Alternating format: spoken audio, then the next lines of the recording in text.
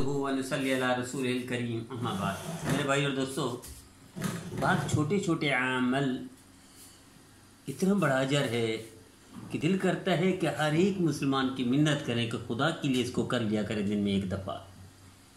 جی چاہتا ہے کہ پاؤں پڑ جائیں، اور مسلمان بھائی خصوصاً تاجر ہوں یا بازار میں جانے والے ہوں یا تجارت سے تعلق رکھنے والے ہوں یا دکانداری کرنے والے ہوں، دل کرتا ہے بہت محنت کر کے ان کو زبردستی عمل کروایا جائے۔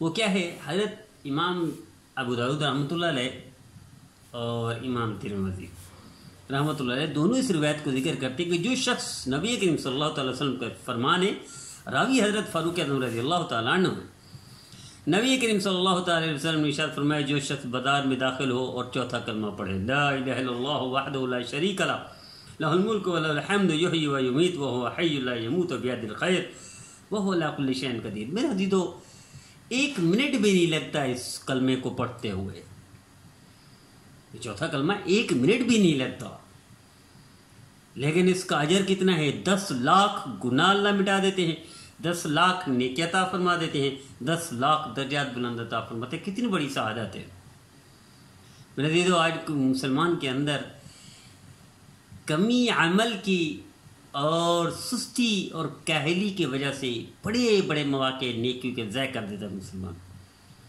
اور فضول کاموں میں مست ہوتا ہے، جبکہ اکابر اور اسلاف کی تاریخ بتاتی ہے، ان کی زندگی کے سنہرے اوراق خود چیخ چیخ کر بتاتے ہیں کہ بعض اکابر صرف اس لیے بازار جاتے تھے کہ وہ بازار میں جا کر پڑھیں لا الہ الا اللہ وحدہ لا شریک لہ لہ الملک ولہ الحمد یحیی و یمیت وہو حی لا یموت بیدہ الخیر وہو علی کل شیء قدیر، تاکہ 30 لاکھ نیکیوں کا پیدا ہو، یعنی 10 لاکھ گناہ مٹ گئے، 10 لاکھ نیکیاں مل گئی، 10 لاکھ درجات بلند ہو گئے، 30 لاکھ فوائد۔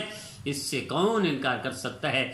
کوئی پاگل دیوانہ ہی اس کو چھوڑ سکتا ہے اور نظر انداز کر سکتا ہے، مسلمان نہیں کر سکتا۔ میرے عزیزو، آئیے میں التجا کرتا ہوں، درخواست کرتا ہوں، اس عمل کو گرہ میں اور اس کو اس کمپیوٹر میں فٹ کر لیجئے اور اس کو موت تک پیوست کر لیجئے، کبھی بھی اس موقع کو ضائع نہ جانے دیجئے۔ پھر دیکھیے اللہ کی رحمت کیسے ہوگی۔